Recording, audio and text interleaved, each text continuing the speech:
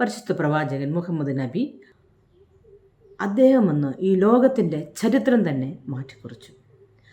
കാട്ടറബികൾ എന്നറിയപ്പെട്ട ആ അറേബ്യൻ സമൂഹത്തെ അദ്ദേഹം വിദ്യാസമ്പന്നരാക്കി. അവർക്ക് എഴുതാനും വായിക്കാനും ഒന്നും അറിയത്തില്ലായിരുന്നു, പക്ഷേ അവരെ വിദ്യാസമ്പന്നരാക്കി. ജനിക്കുന്നതേ പെൺകുഞ്ഞുങ്ങളെ മരുഭൂമിയിൽ കുടിച്ചു മൂടുന്ന ആ സമ്പ്രദായം ഇല്ലാതാക്കി. അതുകൊണ്ട് ഇന്നും ഞങ്ങളെപ്പോലുള്ള സ്ത്രീകൾ ഈ ലോകത്ത് ജീവിക്കുന്നു. അദ്ദേഹം ഭൂപരിഷ്കാരമുണ്ടാക്കി. അതായത് അന്നൊക്കെ ഒരു ഭൂമിയിൽ ഓരോ കൃഷിക്കാരനും അവിടെ ജോലി ചെയ്യാൻ മാത്രമേ അർഹതയുള്ളായിരുന്നു. എന്നാൽ പരിശുദ്ധ പ്രവാചകൻ മുഹമ്മദ് നബി അവർ ജോലി ചെയ്തിരുന്ന കൃഷിഭൂമി തന്നെ അവർക്ക് ആധാരം എഴുതി കൊടുത്തു, അവർക്ക് പട്ടയം കൊടുത്തു.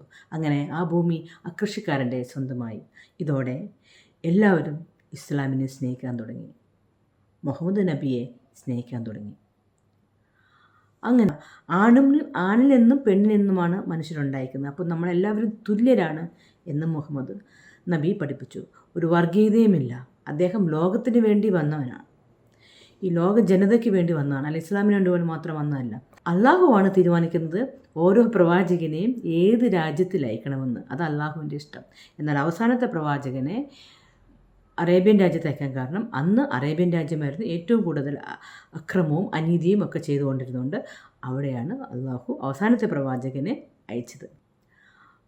അദ്ദേഹം സ്ത്രീകൾക്ക് ഒരു ബഹുമാനവുമില്ലായിരുന്നു. ആ സമുദായത്തിൽ സ്ത്രീകൾക്ക് തുല്യ അവകാശം, സ്വത്തിലും അവർക്ക് സ്വത്ത് അവകാശപ്പെടുത്തി കൊടുത്തു. അതുപോലെ തന്നെ എല്ലാവരും ഒരു പെണ്ണിനെ കെട്ടണമെങ്കിൽ സ്ത്രീധനം അങ്ങോട്ട് കൊടുത്താണ് നമ്മൾ പെണ്ണുങ്ങളെ കെട്ടിക്കൊണ്ട് വരുന്നത്.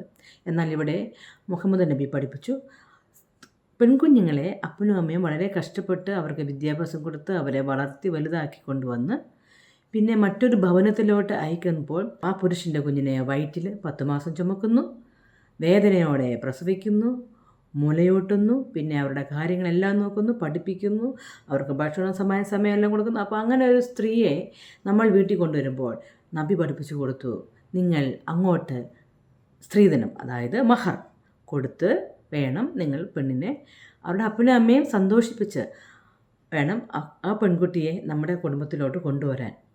അല്ലാതെ ഇത്രയെല്ലാം കഷ്ടപ്പെട്ട് ആ പെൺകുട്ടിയെ വളർത്തിയിട്ടും പിന്നെയും ആ അപ്പനും അമ്മയും അത്രയും വേദന കൊടുത്ത് അവരുടെ കയ്യിൽ നിന്നുള്ള കാശെല്ലാം പിടിച്ചു വാങ്ങിച്ച് ആ പെൺകുട്ടിയെ കൊണ്ടിരുന്ന് അത് അവർക്ക് ആ വീട്ടിൽ ഒരിക്കലും അനുഗ്രഹം ഉണ്ടാകിയില്ല.